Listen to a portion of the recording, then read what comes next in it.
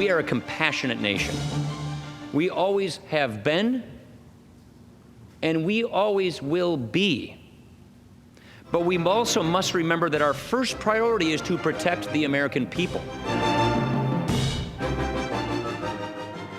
Welcome back to The World Over. That was House Speaker Paul Ryan urging support for the refugee bill that halts the admittance of Syrian refugees into the U.S.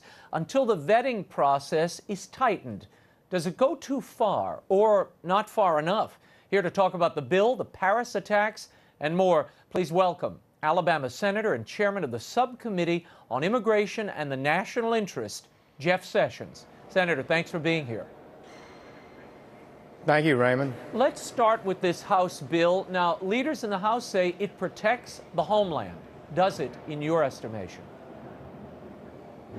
Well, it doesn't do much, really. It just says that these officials have to certify that applicants for refugee status aren't a danger. Well, presumably they were doing that anyway. And they all work for the president, all appointed by the president at least, and they therefore are likely to follow his leading in approving the numbers that he seeks to approve. Senator, they may deny some, surely they will, but they'll deny some. But fundamentally, he's going to set a number that he wants to admit, and they'll meet that number. Senator, the Christian community of Syria is being targeted by both the Assad regime and these ISIS militants. Now, according to the State Department, since 2011, fewer than 3% of the Syrian refugees to the U.S. were Christians. In 2015, it was lower than 2%. That's 2,187 Syrian refugees in the U.S. Only 61 of them are Christians. Do we have a moral obligation to create some kind of pathway for this persecuted community? Absolutely. And of course, about 10% of Syrians are Christians, if they're still there, and hadn't been killed. So that number is very low. I asked Secretary Kerry and his staff about that. I got those numbers, and they said one reason they didn't want to have all the Christians and Yazidis, who are also a minority religious sect, being persecuted, to all leave the region. I think another reason I'm looking into is that the United Nations sends the people to the United States that they think we should consider for refugee status. Correct. And it may be that the UN is not sending us Christians. So we need to find out about that. The numbers don't match up. There should be a good bit more. And they are, of course, at increased danger compared to Muslims who are don't have that danger in the region. Senator, I'm told that the UN camps that are set up, the refugee camps, those become the conveyor belts for refugees. So the UN has to certify them on the ground, and then they empty out their camps, essentially. But many Christians are afraid to go to the camps because they're ISIS penetrated. Who could blame them? I want to move on, though. The president wants to bring 10,000 more Syrian refugees in without a religious litmus test. Does that work for you? Well, I think we need to consider all things about all characteristics when we evaluate who should be admitted into the United States. We have no obligation to admit people who have any history of danger, and we just don't have those, from Buddhists, from Catholics that come into the country. We don't have this history of terrorist violence. And so I do think we're going to have to think about this.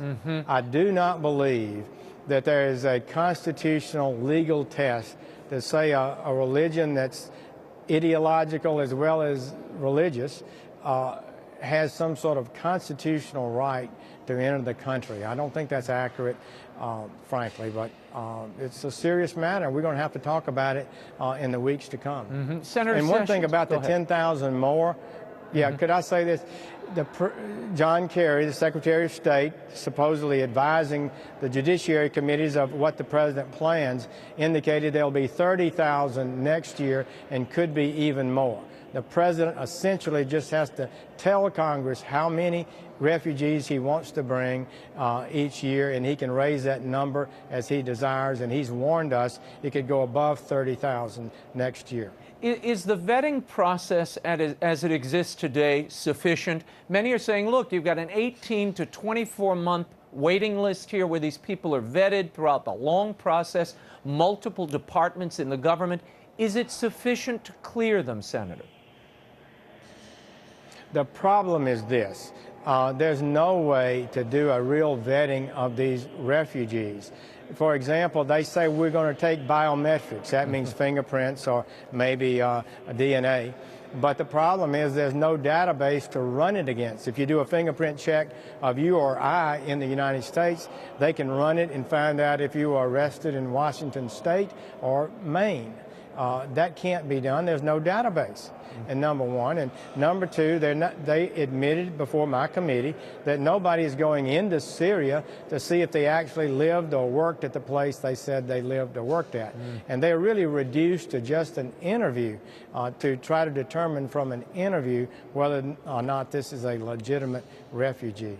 I want to play some sound for you. This is President Obama reacting to the more than 29 governors now who have refused to have Syrian refugees in their states. Listen to this. Apparently they're scared of widows and orphans coming into the United States of America as part of our tradition of compassion. Are you scared of widows and orphans, Senator Sessions? Are these governors?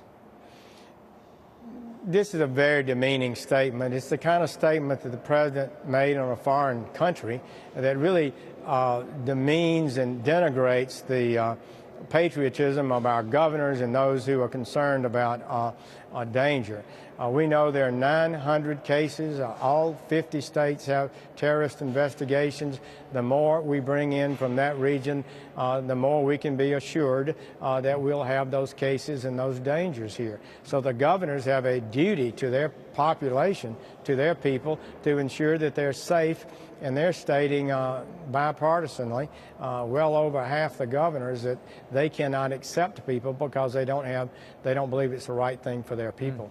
Senator Sessions, as I listen to the president there, it occurs to me, what do you think then is driving this amp up and ramp up, if you will, in wanting to accept more refugees? Why does he want so many refugees from that particular region coming to the United States? Well, I just don't know. I'll say a couple of things. First, we need desperately presidential leadership. The Europeans have asked for this. I've asked them, and they've assured me they've asked for the presidential leadership and NATO action to create safe zones in Syria, which General Petraeus and other experts have told us is quite possible, so these people can stay close to home. And we can provide assistance, financial, to them. It's much cheaper for us to support a refugee in country than bring them to the United States, and a lot safer for the United States. So the president seems to be not doing anything to deal with the problem, but is just accepting the fact that everybody that wants to leave Syria and other countries in the region have a right to come to the United States or Europe or other places. I think it's a terrible error. Senator, shouldn't we be equally concerned about the citizens of France and Belgium and maybe to some degree England? I mean, the terrorists in Paris, these were mostly French citizens. Oh, you're right about that. We're in this together. The Russians even have had their plane bombed. They've dealt with terrorists in Chechnya and all throughout Russia. So we ought to be working together. We ought to have a plan to end this flow of refugees from Syria and Iraq. And we need to at some point, we're going to all have to work together, and it's not impossible to use a small number, I would think, of forces to help secure these safe zones. But it can be done. General Petraeus testified he thought we could establish 2 in Syria, and it would not be a difficult thing. The Defense Department is dragging its feet, probably because the president is not willing to go forward with it. I want to shift gears just for a moment, talk about this Trans-Pacific Trade Partnership deal. Now, you have real problems with this pact. Essentially, it creates a 12-nation commission. Why are you so concerned about that 12-party commission? Well, they get to meet, they announce initial rules which we vote on, but they have the complete power within that commission to change any of the rules that were in existence when Congress approved it, calling itself a living agreement. It's sort of like this UN problem, Raymond, where now we can't deal with refugees because we signed the UN Compact some years ago, and we have to, the European nations at least, all believe they need to comply with that. And so you get into these commissions, and the great United States, who's, you know, a market, our economic power is so great, we cannot have the Sultan of Brunei or other small countries dictating how we do our trading policies and deciding disputes. So I think it's one thing to have a trading agreement bilaterally with individual countries that we have good relationship with, and I think that's a positive thing. But I am not favoring setting up a new international commission with the power to dictate trade policies and environment policies and immigration policies of the United States. And you're worried about currency manipulation as well, right? Absolutely. There is no doubt. Former Federal Reserve Chairman Volcker wrote once that these trade currency manipulations are more important than trade agreements. They can wipe out the impact of a trade agreement in 1 week, he said, because it impacts the price of goods transferring between countries, and it really is proven to be a detriment to American manufacturing. And we have to have manufacturing in this country. The idea that we can have a simple service economy is bogus. It's not true.